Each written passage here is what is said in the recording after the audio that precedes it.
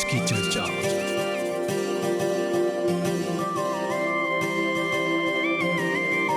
प्रणाम नमस्ते सबको के लंदे के दिन हाथ अच्छा ला 1 घंटा के इस सफरवा में आप सबके शानदार स्वागत बाटे। और हमेशा नियन लंदे के दिन हमनी चर्चा करी ला जा खेती बाड़ी के बारे में। और आज हो हमनी यही पर चर्चा करब जा बायो फार्मिंग। कभी सुनले हवा बायो कौन चीज ह? हाँ, हमेशा प्रताप जी आज नए आल हवन, बल्कि एगो दूसर मेहमान आल हवन, एक्सटेंशन ऑफिसर हवन फागिदाने से श्रीमान संजय शंभू। तो चला आज यही टॉपिकवा पर हमनी चर्चा करब जा। सबसे पहले इनका स्वागत करी ला जा। संजय जी तुहर स्वागत बा, नमस्ते। नमस्ते निशा, जितना कोई हमने संगे जुड़ल हुआ सा उन लोग के बीच नमस्ते। तो चला आज ई जोन टॉपिकवा ह बायो फार्मिंग। एक से आगे तनी सुन हमनी जब देखत है जब दुनिया में कौन चीज हुआ था, वॉर होता, लागेर हुआ था, दूसर जोन देश बा उ लोग लागेर करत हवन सा, लेकिन भरती जोन दुनिया बाते संसार बाते उ सुफिया करता। तो जब ऐसन सिचुएशन आ जाला तो हमनी छोटा देश है सा और हमनी के जो लेपाक उहू हमनी महसूस करीला जा। जब बायो फार्मिंग के बात करे थे, जब बायो माने कि जैविक माने कोनो रासायनिक पदार्थ नहीं, तो ऐसन में हमनी सबसे आगे आगे हमनी बढ़ब जा बायो फार्मिंग के जो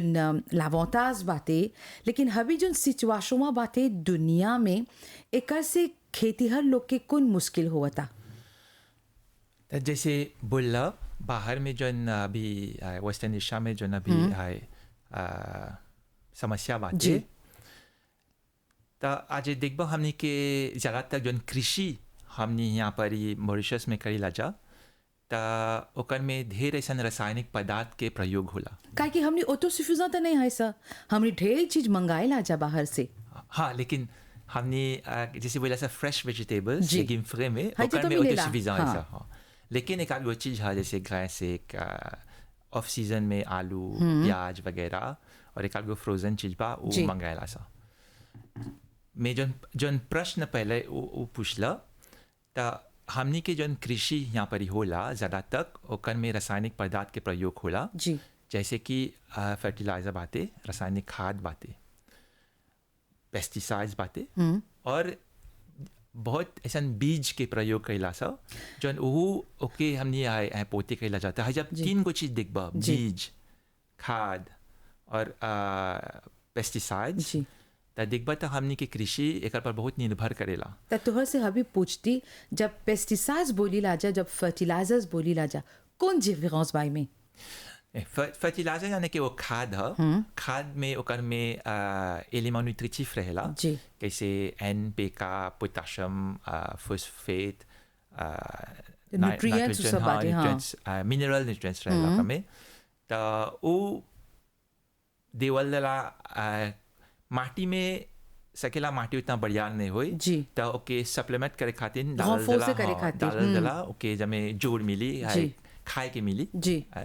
तो ऐसे गांची बढ़ी। पेस्टिसाइड्स के प्रयोग वो कीड़ा कीटाणु वगैरह से लिपटे खातिर होला। जी। तो एगो बीमारी होल तो फंगिसाइड के प्रयोग हो, एगो अगर एगो मारू पिलुआ बाते तो जी। एगो इंसेक्टिसाइड जी, के जी, प्रयोग जी। होए, मारू घास रहेला तो हर्बिसाइड के प्रयोग होला। सकल लाई दूसर चीजों करे लेकिन जस्ती सबसे, हाँ। जी जी। तो जितना जना हमने के देखा हुआ जा लाइव है जा रेडियो पर, टीवी पर, फेसबुक पर भी। तो कोनो प्रश्न रही हमारे हमने से संपर्क या किया जा 402 80 85 402 8085 पर फोन करिया। हमने के आज के मेहमान हुआ श्रीमान संजय शंभू, और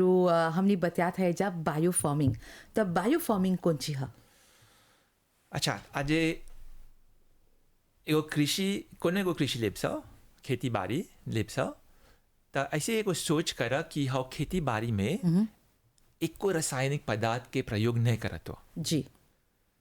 तब हम बोला जे ये बायो फार्मिंग हो गल, क्योंकि रासायनिक नहीं बाय कर में। तो ई संभव है? बिल्कुल संभव है। तो एगो खेती बाड़ी करवा घरे अपने से अपन खेत में जी। अपने से बीज निकल ले, और बीज के ओके रासायनिक पदार्थ से ट्रीटमेंट नहीं कर ले। जी। एगो दूसरा चीज कंपोस्ट या फिमिया के प्रयोग कर ले हो अपन खेती करे खातिर, तो वही से माटी के बरियार कर ले हो, तो खाए के तो मिल गल। जी। अब बातें समस्या आज हुई पिलुआ के या बीमारी के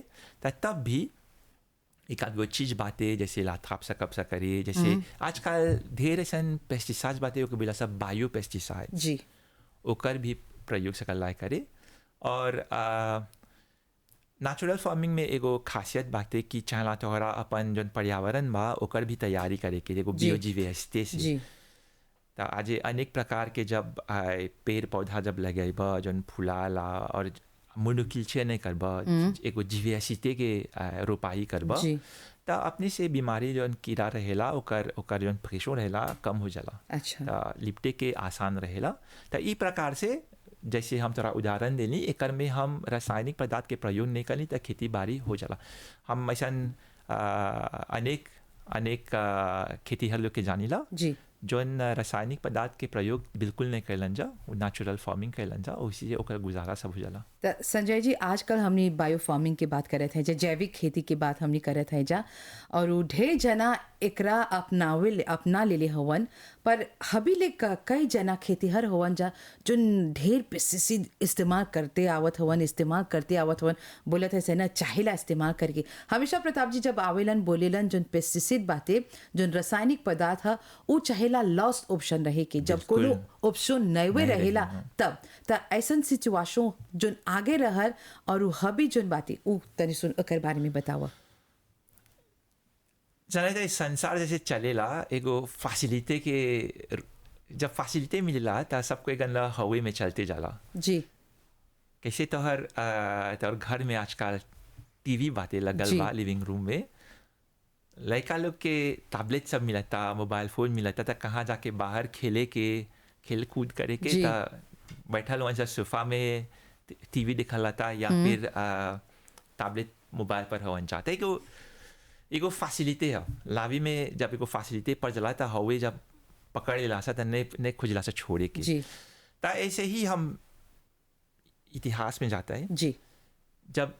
शुरू में हमने के पूर्वज जो कैसे खेती बाड़ी का तलन जा तब रहल रासायनिक पदार्थ नहीं रहल नहीं होत हल ना तो होत हल तो एकर में कुछ होल जब बड़का बड़का जन लाबोरेटरी लोग बा कंपनी लोग बा आइलन सब दिखा तोहर खेत में है जन कीड़ा कीटाणु भाते तोहर सब्जी के ओके ओके चला मुआई के हाँ तो तोहर सब्जी के गाते करता उतना तोहर पैदावार ने बाते चला हाई प्रयोग कर तब देखवा सब चीज निमन से जैसे बोला सा जोली जोली खूबसूरत रहेला ता ऐसे ही शुरू होल जैसे कि दूध के होल ता दूध जब प्रयोग करते हैं फ्रेश मिल्क जी तो कर बाद मार्केटिंग से आल के देखा पाउडर मिल्क बातें सक बचा अनेक हफ्ते व महीना तक रखे तो कहाँ जाए फ्रेश मिल्क रखे हाउ के प्रयोग करा तो हाउ के पा सेम थिंग पा गई होल बा जब ई आल तो जब किसान लोग जब एक प्रयोग करलन सा तो इत स्पष्ट बात है कि जब दल्ले वन सा जब पेस्टिसाइड्स तो जितना पिलवा रहा तो सब ओकर में तो मरले चल गल ना तो अब हमने के जन सब्जी लौकता तो बहुत बढ़िया बढ़िया नहीं बोला चोली लौकता ऐसे बोला खूबसूरत लौकता एक बाद में फिर से अब बढ़िया बात है कि नहीं तो ऐसे ही शुरुआत हो तब ऐसे जब एगो फैसिलिटी में जब आदमी पड़ गल तब कहाँ हो लाताब डाले के कहाँ अनेक तरह के रोपाई करे के कहाँ बियोजीवेस्टे देखे के ये सब गते गते मरे लगल जी क्योंकि हमनी बहुत है जब रासायनिक पदार्थ बातें ओकर पर निर्भर करे लगनी सब तक हमने बोला जी बाकी दोषी बा कि नहीं दोषी बा सब कोई हमें दोषी बा हमने दोषी हैं क्योंकि हमने बोलने से देखा प्रयोग सुविधा लेकिन अब ऐसा एगो सिचुएशन में आल है सा स्थिति में आल है सा कि अब हमने के लौकेला कि जो आगे बोलते नहीं जा निमन बातें आजकल है नया जहाँ जो रिसर्च होता तब बोला था एक में दिखा समस्या बातें जी एक आध गो पेस्टिसाइड्स बा ओकर में जानीला सा ओकर से कैंसर होला जी एक आध गो पेस्टिसाइड्स बा जो जानीला जब प्रयोग होला तो जन पानी में जलाता तो पानी में जाके जन जीव जंतु पानी में रहेला तो ओके समस्या होला एक आध गो पेस्टिसाइड्स में माटी में जाके माटी के बंजर बनावता तो ये सब गते गते आवता तो अब एगो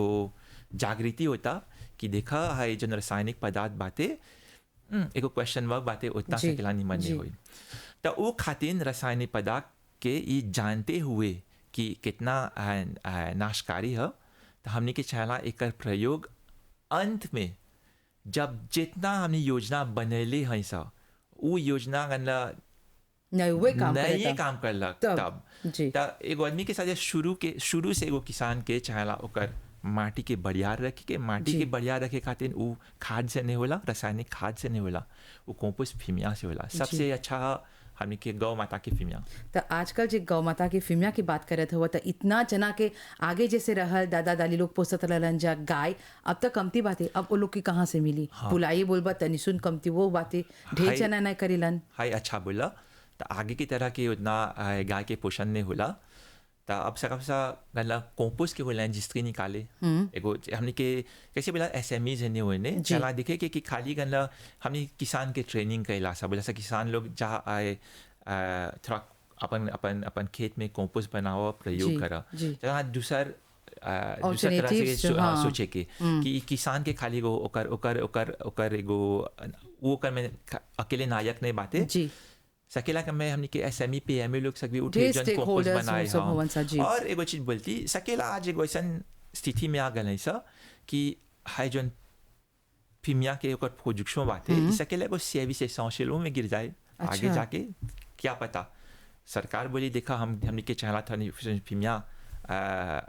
चाहला को उत्पादन करते रहे के तो हमने के चाहला ऐसा स्टेशन डाले के जहाँ कम से कम थोड़ा तो मिली ना। तो जब आसीज सब होला एग्रीकल्चर के तो ये सब जितना खेती हर वजह स्टेक होल्डर जैसे बोलत हुआ वो लोग आके इस सब के बारे में वर्कशॉप करे लन, जब ब्रेन स्टॉर्मिंग होला कैसे होल रहल आशीष था ई बारिश हो रहल शुरू में जी। साल के शुरू में, लेकिन आशीष से पहले जैसे बोला सब प्री आशीष के आशीष से आगे प्री कंसल्टेटिव प्रोसेस वो बढ़िया से हो रहल। जी अनेक वर्कशॉप हो रहल जहाँ पर 400 से भी ज़्यादा स्टेक होल्डर्स बन वो लोग आलन जा और अनेक प्रकार के चैलेंजेस अपॉर्चुनिटीज़ और सुझाव भी दे रहन जा। जी। और हम मांग करती कि जितना कोई आज हमने के सुना था तो हमने के कृषि मंत्रालय के ओकर वेबसाइट में सकबा और प्रयासिस के रापो डाउनलोड करके पढ़े ओकर में देखबा कितना चीज़ों का मैं बातें तो हाउ जब आसीजवन उ सब होला वर्कशॉप उ सब होला तो जन खेती हर हवन जा जन किसान उ लोग हवन जा जो आगे से हबीले काम करत हवन सा और जन फैसे फैचिलिजा इस्तेमाल करेलन जा पेस्टिसाइड इस्तेमाल कर उ लोग के माइंडसेट बदले खातिर कोनो चीज करल जाला उ लोग कैसे सोचिलन जा कैसे रेजोने करेलन सा हम एग्रीकल्चर रेजोने की बात करेला जा तो उ लोग कैसे रेजोने करेलन सा। हम एगो उल्टा चीज बोला सकेला कोई नाराज भी हो जाए। पहला माइंडसेट चला हमने अपने आप के बदले के किसान के भुला जा सच्चे के अपने आप कैसे बोलते हैं हम आज फाए के प्रतिनिधि है तो सबसे पहला माइंडसेट चला हम अपन माइंडसेट बदले के कि देखा हम नहीं सका आगे की तरह जाके किसान लोग के शिपो दे कि ऐसे करा हाई रासायनिक पदार्थ डाला वगैरह वगैरह। तो सबसे पहला माइंडसेट अपन के चला बदले के ओकर साथ एगो कलेक्टिव हम है ऑफिशियल तो हमारे अनेक जन कोलेग लोग बातें सबके कलेक्टिव यानी कि इंस्टीट्यूशन के अब माइंडसेट बदल गया तब जाके किसान लोग के सका बोले ना। तो एकर में अकेले ये हम कहते हैं बोले कि हमने के नहीं चला खाली किसान अकेले ओकरे चला ई मार्ग लेके कि तरह तोरा चला ऐसे करे के नहीं, किसान के साथ साथ हमनियों के भी चला का साथ चले के देखिए कि कैसे कौन सुविधा देव सा कौन बटल नेक पाते कौन समस्या पाते ओके सुधार आने के सकेला पॉलिसी में है सकेला लॉ में हो सकेला कुछ में हो तो साथ साथ चला जा लेके ताकि हो खेती बाड़ी के जौन बोला सा फार्म टू फोक कैसे लासिस में देखें फार्म टू फोक लेके कहाँ कहाँ कुंची हमने की लौकता की चाहला समस्या के समाधान ला के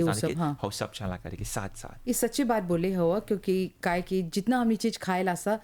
खेत से निकल कर हमने के लाकुचिन में आवला माने कि हम सब को सुमाते हैं ऐसा तो एगो साइकिल जोन बातें हमेशा हमने बात कर ले जा है जोन साइकिल वो बातें घूमते रहेला हाइजा से शुरू होके लाकुचिन में आके फिर से त चाहेला जैसे बोले हवन नहीं खातिर खाली नहीं जोन खेतीहर हवन जा किसान लोग हवन जा सब कोई चाहेला हाथ में हाथ डाल के आगे बढ़ के आज की चर्चा कार्यक्रम में और हमने बात करत है जा बायो फार्मिंग तो देखला ओकर इतिहास कैसे रहा आज हमने 2026 में है जा और बायो फार्मिंग के जब हमने चर्चा करी ला जा ढेर जोन किसान हवन जा ढेर हमने कोसुमाते है जा हमने सब एकर से कोसेनी है जा और एकर पर चर्चा करे खातिर हमने संगे हवन संजय शंभू त शंभू जी हमने बात करत है जा फूड सिक्योरिटी के बारे में अभी जोन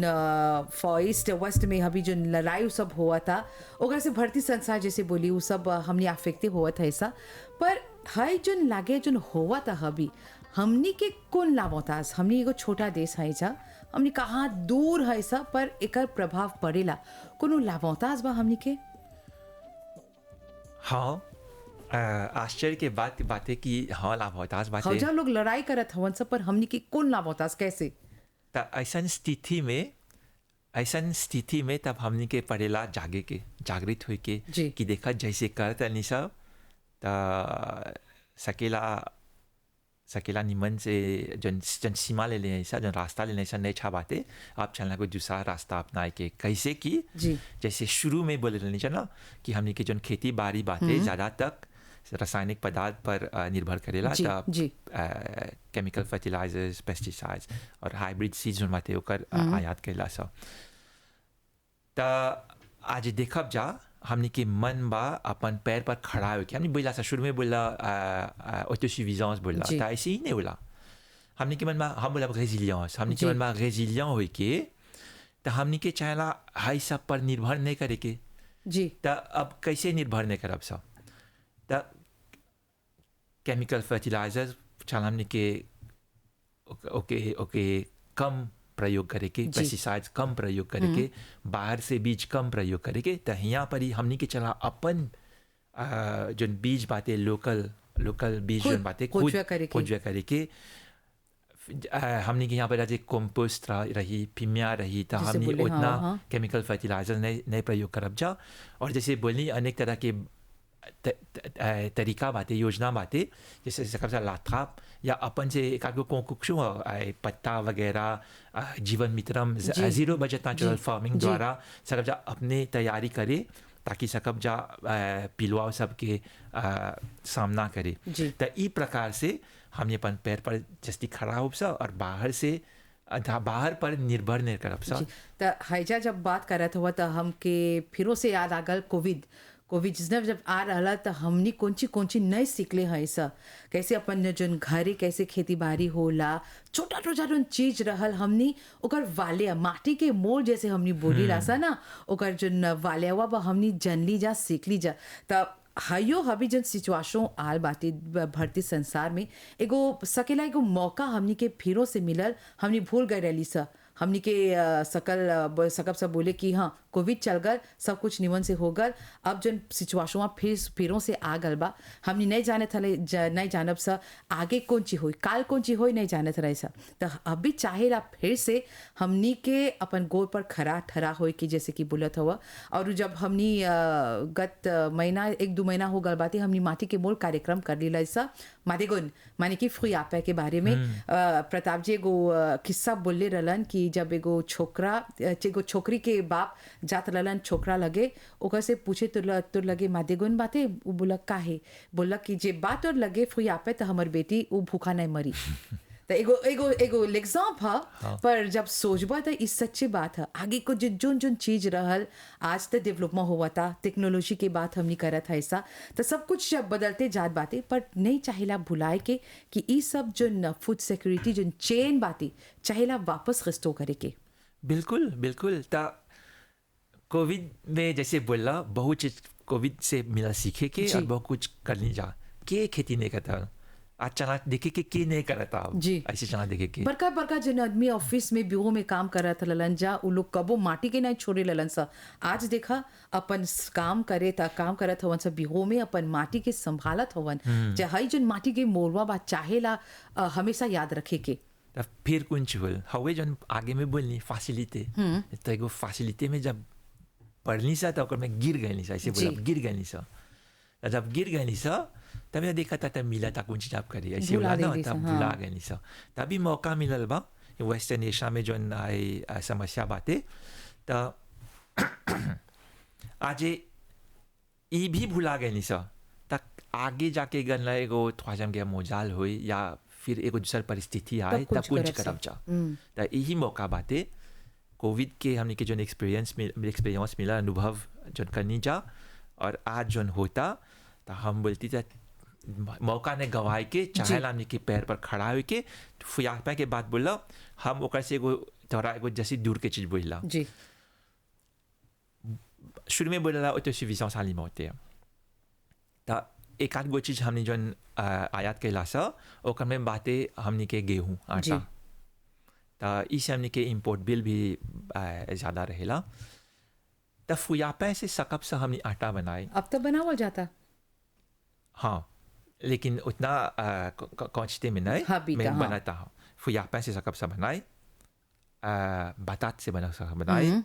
मान्योग से सकब से बनाए जी हमारे देखे में सकब जा जन व्यूलेट बोला सा ओकर से भी बनाए जी अब देखा आज हमने एक प्रोडक्शन आज एगो क्वांटिटी में करती सा हमने के देश में एगो कारखाना चलत जौन एकर प्रोडक्शन बड़ा मात्रा में करत जी ता ई हमने के जौन हमने गेहूँ के आयात के लासा ओके कम कर दे जी सब नहीं चला 20% ही करती जा तो हमने तब यही आशा 20% करत है ज्यादा कितना हो सर जात कि अभी जितना जना सकेला सुनत हवन आगे हमने मोरिंगा यानी कि मुगुंग के बारे में हमने खाली बुयो पका बनावत रही सा छोंकत रही सा आज देखा मोरिंगा के लापुट बनता चाय बनता ढेर चीज बनावल जाता तो जैसे बोले हवा भाई संजय तो काहे ना सकेला ढेर अभी जो इंडस्ट्रियलिस्ट हवन जा ढेर जना हवन जा सोचत हवन जा कौन चीज चाहेला करे के जो आगे के बारे में हमने सोचब जा तो हाँ अभी आज तक मान्युक के बारे में गत हला हमने बचैली सब मान्युक के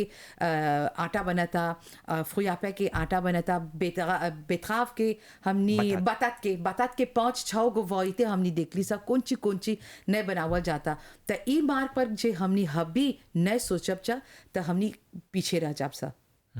ना बिल्कुल बिल्कुल मैं चाहेला और एकर में एगो एगो एगो एगो समय रहल कैसे जब एगो आदमी बोलत मान्युक खा बतात खा जी तब सकेला ओकर में तनी सुन शर्म जुड़ल रहल तो हम एगो छोटा आदमी है बतात खा मान्युक खा हम आज जन स्थिति में है सा जन साल में है सा 2026 में जितना रिसर्च बा कहूँ कोनो नजरिया से देखब सा त देखब सा कि जन बतात बा जन ज्वेलित बा जन फुयापा बा एकर में जितना एलिमेंट न्यूट्रिटिव बाते एक एक खाब सा तमनी 100 वाला जस्ती नीमन से हमनी के सेहत वो भी रही हमनी के पूर्वज हमनी के दादा दादी लोग यही खात रहलन जा और कितना हेल्दी स्वस्थ रहत रहलन जा आज तक हमनी ये सब चीज कमते हुए खात है ऐसा जितना जंक फूड बा हाउ के पीछे जैसे बोले तो फैसिलिटी जोन फैसिलिटी मिले तो हमने खाता है ऐसा पर यही जो फूड जोन बातें जोन मान्योग बातें ये सब खाब सा एगो चटनी मिल जाए टटका मिल जाए वे करके खाब सा तेने सो दूध में डालब सा तो चाहेला हाउ जोन कुलचवा बातें फिर से चाहेला लेकिन एकर में फिर से हाउ जन हाउ जो बोला सब माइंडसेट तो माइंडसेट तो हमें चला बदलाव आने की तो हम थोड़े से मांग करती शायद अगले सप्ताह पता नहीं कब सकबा ज़्यादा शायद कोई के बुलाए यहाँ पर ही जो एक न्यूट्रिशनिस्ट हुई सकेला वो यहाँ पर ही चर्चा करी फुयापा में हमने के बतात में मान्युक में कुछ बातें ऐसे हमने के जो नागरिक लोग बातें सब सुनी ग्राहक लोग बात सुनी तो हाई जन सा खरीदे तो हम यही आशा कर थे और ढेर जना जाने लन आजकल तो इंटरनेट बातें जोन चीज खोजबा ओकर बारे में तू जान जाएबा ढेर जना जाने लन सब पर इन्यों तनी सुन हो जालन जा ना ई के खाए अभी दूसर खावा के मिलता फैसिलिटी जैसे हमने बार फास्ट फूड मिलता जंक फूड मिलता सब कुछ लेता नई बातें नहीं चाहेला लेता निकाले के और इस सब के बारे में चाहेला और वहाँ जो नवा जेनरेशन हुआ था वो लोग के चाहेला सिखाए के चला तो ये विधि जैसे चलेला जितना चीज में एगो श्रम रहेला एगो जेफो पर डाले के हवे हमनी के जोन बुद्धि बाते उ नहीं खुश रहेला parce हमनी के बुद्धि आलसी रहेला समझा त जितना चीज मारू रहेला जी। जैसे फास्ट फूड जंक रहेला वो हमनी के बुद्धि बोला जे सिपा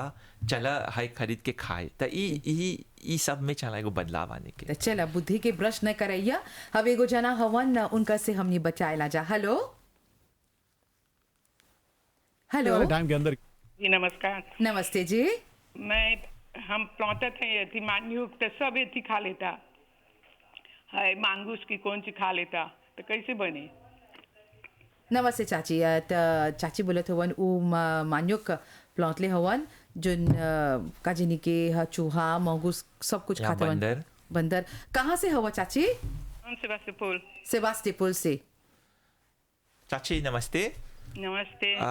सबसे पहला तो जाने के कि समस्या कहाँ होता मांगूस से होता कि बंदर से होता? नहीं बांदर नहीं नीचे कोड़ के खा नीचे बांदर कोड़ के नहीं था। खाता। मांगूसवे हुई मुको। अच्छा था अभी हमके है ई जोन मंच में है हमनी कठिन रही बोले के हम तोरा बोलती सेबास्टोपोल के एरिया के ओकर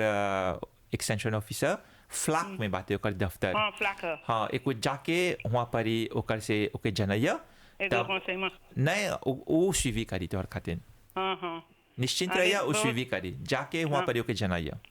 आले ठीक बहुत बा? धन्यवाद। अच्छा जी बहुत बहुत धन्यवाद। तो भाई संजय हमनी के बतावा जब बायो फार्मिंग के हमनी बात करत है जा एक स्टेप्स कौन ची है? सबसे पहला हम बोलती चला नकल नहीं करे के एगो एगो खेतीहर जोन दक्षिण में बाते तू उत्तर में हो हाँ। तू गला दक्षिण में वो खेती बाड़ी करता नेचुरल फार्मिंग के तो वहाँ से नकल करके नहीं आनिया। तो जब नकल करके बोलत हवा तब बायो फार्मिंग हुआ तब उही है। अब ओकरा देख के धरला हमर वाजा बाते उ करत आ बायो फार्मिंग अब हमरो मन बा तो ओकरा देख के तो हम करब नहीं पड़ोसी और दूर में जे बा ओकर में अंतर बाती कैसे? ओकर में आयला नेचुरल फार्मिंग ज़्यादा तक निर्भर कहला तोहर पर्यावरण पर तोहर बायोडाइवर्सिटी में कुंची बा जी। तोहर इलाका में हुआ पर ही सकेला कुछ प्रकार के अच्छा जीव जंतु बातें जैसे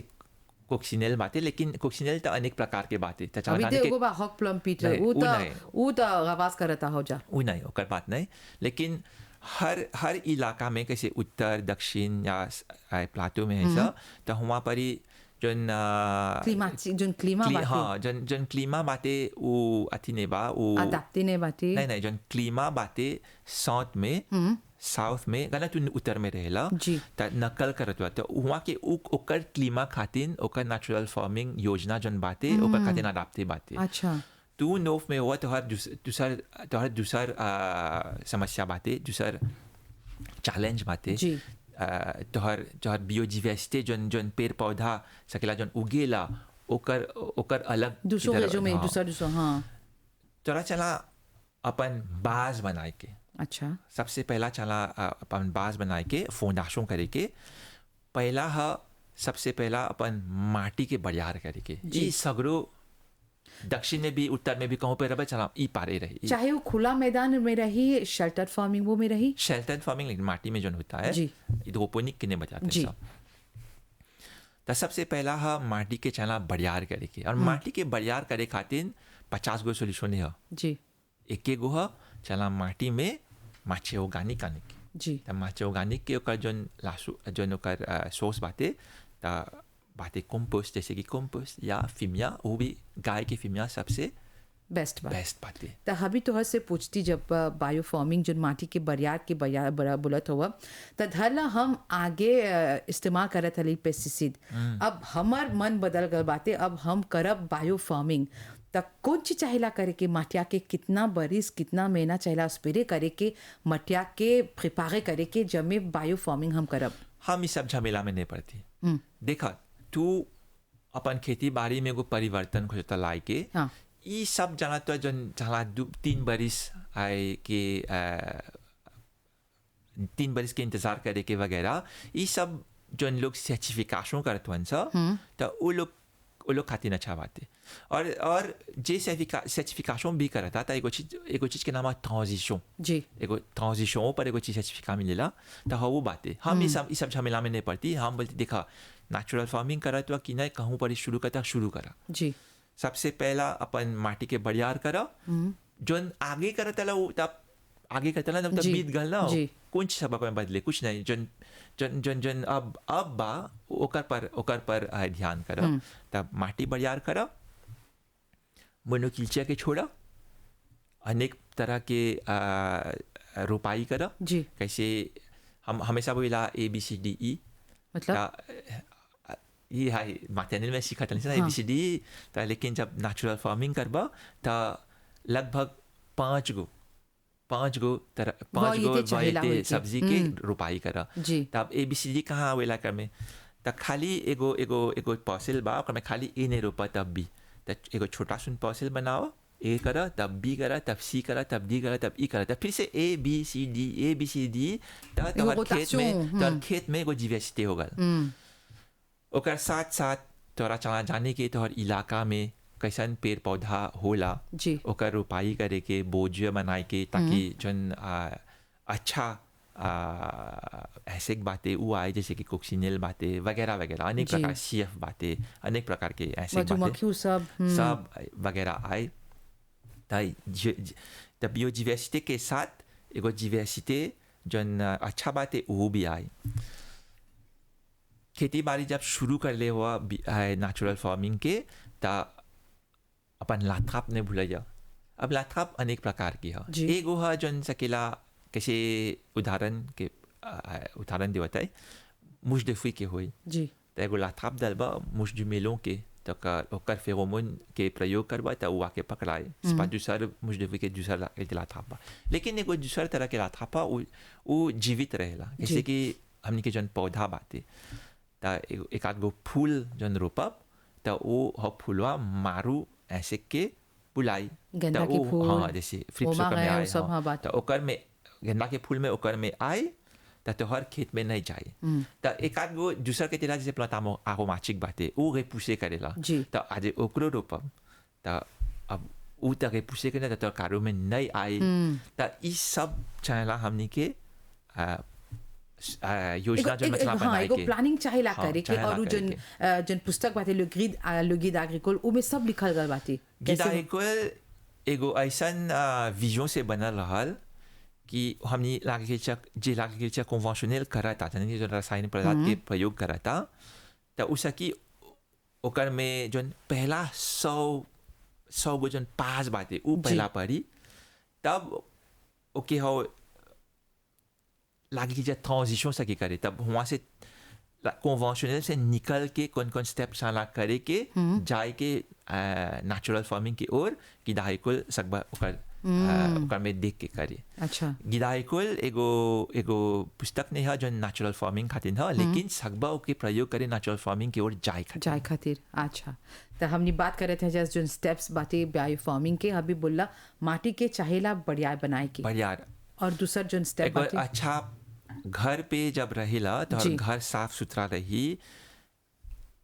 निमन जन भोजन बा उ खैबा फास्ट फूड नहीं जी जन निमन खाना बा उ खैबा तो तू तंदुरुस्त रहबा जी तो तोहरा भी बीमारी नहीं हुई आयले रही तो घर निमन से ठंडा शीतल हवा ओकर में गुजरता वगैरह तो अच्छा लगी रहे कि तू तंदुरुस्त रहबा। खेती बाड़ी वही जी एगो चीज हम हमेशा बोला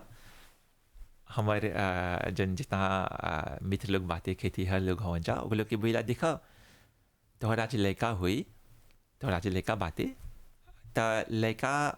आज बीमार में बातें जी तो ओके पैरासीटामोल देबा पिए के नहीं देबा ना काहे नहीं देबा तो बीमार नहीं बातें काहे देबा तो जब तोहर खेती बाड़ी करत हो जब खेत में बीमारी नहीं बातें तो काहे रासायनिक पदार्थ डालेला जी तो जय कुछ है रासायनिक पदार्थ के प्रयोग करबा तो एगो हो खेती के एगो फैसिलिटी मिलता तो वो तब आलसी हो जाला तब ओकर जन बोला सब डिफेंस मैकेनिज्म बाटे तो वो अफेबली हो जाला। ऐसे ही आज देखबा जा एगो छोटा से एक जना जन हमेशा उबला हुआ पानी जन पिएला और जाके बड़ा होल गनला नल नल से रोबिने से पानी पी सकेला बीमार पड़ जाए काहे तब क्योंकि ओकर ओकर Constitution ही होगल बाटे, हाँ। अफेबली होगल बाटे नहीं सकेला ऐसन आसिमिले करे ओ पानी जी, के जी। त खेती बाड़ी होए होला हमने इतना ले सुविधा देला जा इतना ले हो पेड़ पौधा के ओके ओके एगो लोकेशन ने मिला स्ट्रेस होए के जी, त होए होला ये तो सच्ची बात बोली हवा और जैसे जो एग्जाम देवत हवा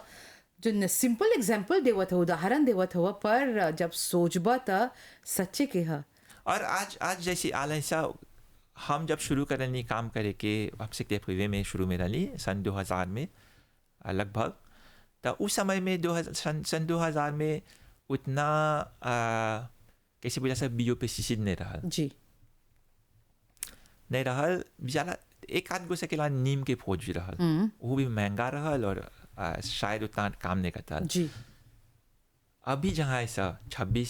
साल बाद जितना बियो पेस्टिसाइड बातें मार्केट में तो तू अंदाज़ा नहीं सकता लगाए जी, बियो पेस्टिसाइड के छोड़ दा अब जितना जितना प्लांट एक्सट्रैक्ट्स बातें मिक्रोब के आधार पर जो बियो पेस्टिसाइड बनल बा वो भी बातें एक आध गो चीज बा ओकर नाम है बायो फर्टिलाइजर जी। लेकिन वो पेस्टिसाइड नहीं है ओकर में मिक्रोब बातें मिक्रोब जाके माटी में आज डलबा त जौन तोहर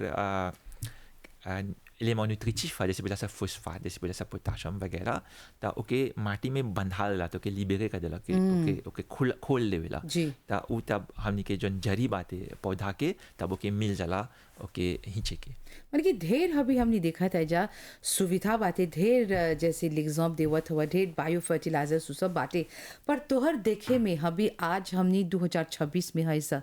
त 5 बरिस 10 बरिस में जो पेस्टिसाइड बा ओकर इस्तेमाल हमने हव जो तरीकावा बातें उहू तरीकावा से हमने इस्तेमाल करब सा कि नहीं माइंडसेट वो बदली जैसे तू काहे कि तू तेरे पर हवा खेतीहर लोग से किसान लोग से मिलेला जो जितना जना से तू मिलेला जो माइंडसेट बाटे वो बदली हाँ हमने बायो फर्टिलाइजर्स बायो फार्मिंग पर जस्ती ध्यान देवब सा बदले के बदली ये हम सकब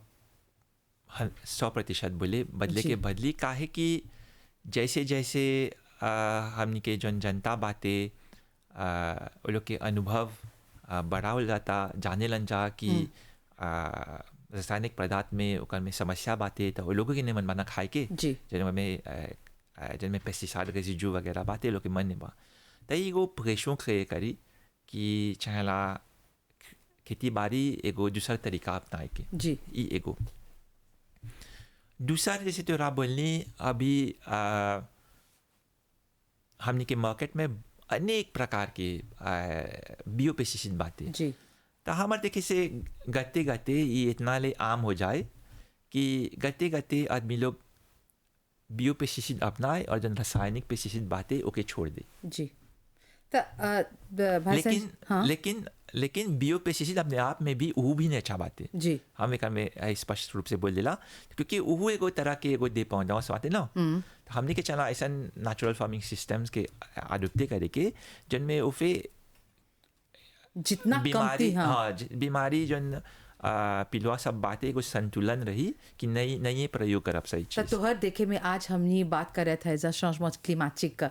इतना पिलवा बातें इतना जहाँ देखत हुआ है लेगी में है सब्जी में है फल में है फलंजर प्रॉब्लम बातें बैक्टीरिया बातें ऐसे बातें तो तोहर देखे में एक जैसे जैसे बोलत हुआ माइंडसेट बदली हाँ और लोग समझन सा जानन सा कि एकर इस्तेमाल चाहे वो पेस्टिसाइड हो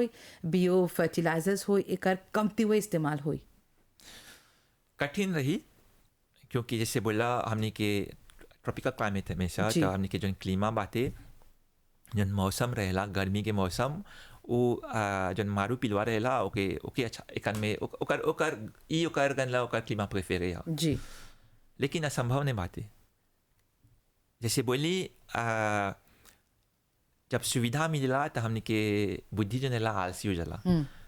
कठिनाई में हमने तब पहला श्रम करे के लेकिन सकब सा निकले लेकिन शुरू में बोल रही अकेले किसान ही नहीं सके करे ना जी हमने के चला साथ साथ चले के संगे एक गो विजन रही सब कोई ओकर में चली तब है संभव रही एगो शुरू में एगो बोलेला हॉग प्लम जी। बीटल के नाम ले रहा तो देखे मैं ऐसे उड़ के आ रहा हमर देखे में उड़ के नहीं आलमा ना बहुत ऐसे बीमारी जन रहेला जन पिलवा होएला उड़ के ना होएला उ सकेला कोई इलीगल में कुछ आलत हुई तो कर में हुई होई हाँ अब नहीं डिटेक्टे हुए तब चलाल तब अब हमनी के जन खेती बाड़ी रहेला तब ओके ओके ओके ओके हानि जी पहुंचावेला जी जी ता ये सब जब बोला साथ साथ चले कि ता ये सब भी चला देखे कि कौन फौजी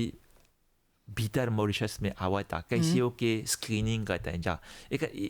ता इस सब एक होलिस्टिक अप्रोच चला रहे तो एगो कंट्रोल होला मिनिस्टर देने से फारिद देने से कंट्रोल होला पुलिस बात है लेकिन चोरी तो चला ना ता क्योंकि पुलिस चारों ओर नहीं सकेला रहे ता कंट्रोल होला लेकिन ऐसे होला कि एक आध गो चीज इतना नीमन से ओके छुपावल कर बात कि नहीं लोकल हुई जी होला जी ऐसे जी जी तो बहुत ही जो ई टॉपिक पर बातें बहुत ही इंटरेसों वो बातें बायो फार्मिंग और कई जना तोहरा अभी सुनत होवन कई जना खेतीहर नहीं होवन जा पर अपन घरे जैसे आजकल हमनी जब बात करें कंटेनर गार्डनिंग किचन गार्डनिंग हमनी करली सा इतना प्रोग्राम हमनी उ सब बचैली जा सिखैली जा कि कैसे चाहेला करे के माने कि रास्ता बा एगो डायरेक्शन बा बस चाहेला ओकरा अपनाए के एगो चीज बोले रहा हम बोलियो कपा बत्याप्स बनने बतैली हाई में जोड़ देला जी तू बोले रहा सब्जी बढ़िया बात है जी बढ़िया बात है हाँ बढ़िया बात है त जब खूबसूरत एगो सब्जी देखिला जा जी ओकर अर्थात नहीं है कि वो बढ़िया बात है क्वालिटी के बात है जी सकेला हमने बताया ओकर में बात है मैं सकेला ओकर में इतना ले सकेला ओकर में पेस्टिसाइड के प्रयोग कर लेबा ओका तीन तरह खूबसूरत लौकता दूसरा चीज एगो चीज जब खूबसूरत है किसी टमाटर ले लेला जी जा जी एगो टमाटर जन इडोपोनिक में गन्ना बियो है हाँ। बियो नहीं इडोपोनिक में बियो नहीं है क्योंकि ओकर में रासायनिक फर्टिलाइजर के प्रयोग होता लेकिन गन्ना ओकर में पेस्टिसाइड के प्रयोग नहीं होल बाते लेकिन एगो टमाटर जन इडोपोनिक में से निकलेला और एगो टमाटर जन बाहर में खेती बाड़ी जी, होल बा जी। दुनों से आगे उगाए बनैबा तो ओकर में टेस्ट में अंतर नहीं बाते ओकर स्वाद में अंतर नहीं बाते जी बहुत अंतर बाते ता तोरा सचमुच आज जितना चीज जन हम बोला जितना चीज जन बियो से होला नेचुरल फार्मिंग से उत्पादन होला तो ओकर में एगो मिठास रहेला जी है कैसे सुसु लेबा कावत लेबा कोनो चीज लेबा सच्चे के। हाँ गोभी लेबा ओकर में और जो ओकर एगो- freshness हाँ, वो एगो बाटे, उ- मिठास रहेला हाँ। सकबा ढेर दिन तक ओके रखे काते नहीं होला एगो एगो एगो मित्र बाते हमर एगो लाबों के ब्रांच के ओकर मैनेजर वन तो हम से एक दिन बोलते हैं देखा हम गई एगो मार्केट में एगो सुफले खरीद ली तो लेके हम मोटर में रख दिली तब गई मगाजे वगैरह घूमे जब अली जब दरवाज़ा खोलनी तो हमके पेस्टिसाइड मौका था देखा तो आज हम जितना कोई घरे हवन सा घर पे बाकी और फार्मिंग जैसे बोला सा आज सुनत हवन जा तो हम जी। बोला जे आज तोरा मन रही जाने के कि एगो फौजी जन बियो और जन जिसमें रासायनिक पदार्थ के प्रयोग होल बाती तोरा मन हुई ओकर डिफरेंस जाने के त घर ही में भी सक बचा ओकर जी टेस्टे करे कैसे ओकर रोपाई करा जा जी आज जगह नहीं होई माटी नहीं होई तो जैसे बोला कंटेनर में माटी भरिया या फिर कंपोस्ट खरीदिया जी टेंशन माटी में ओके मिलासे मिलासे करके। कर दिया तब ओकर में सब बजा छोटा छोटा चीज रोपे जैसे जीता बातें जैसे लाके जोयों बातें जैसे सेलेरी बातें सब बजा लेची रोपे जी तब जाके ओकर स्वाद लिया तब अपने बोलिया जे जोन खरीदा तो ओकर संगे कैसे कौन अंतर Compare कर कौन बाटे, अंतर चला, बाटे, ये तब जो जाने। satisfaction तब बाटे। जहाँ जाला किने जी तो सब बच्चा बोले नहीं हमके चाहला ऐसा नहीं चीज तो ता जो एगो- चीज होला उस शुरुआत होला हमनी से हमनी के घरे से हमनी के घरे से होई तो चला आज के चर्चा कार्यक्रम है जे परी समाप्त होला हमनी के मन बातें और ढेर चीज पर बचाए के पर हमनी आगे दूसरा कार्यक्रम में हमनी बतियाब जा बहुत बहुत धन्यवाद हमनी के साथ देला जा और वो जैसे बोले हुआ भाई संजय माइंडसेट चाहिला बदले के, तभी हमने आगे बढ़ब जा। बिल्कुल। तो चला बायो फार्मिंग के अपनाते चला। बहुत बहुत धन्यवाद भाई संजय शंभू फागिदानी से, और हमनी के मिलते रहिए, सुनते रहिए। नमस्ते, शुभ दिन। आज की चर्चा।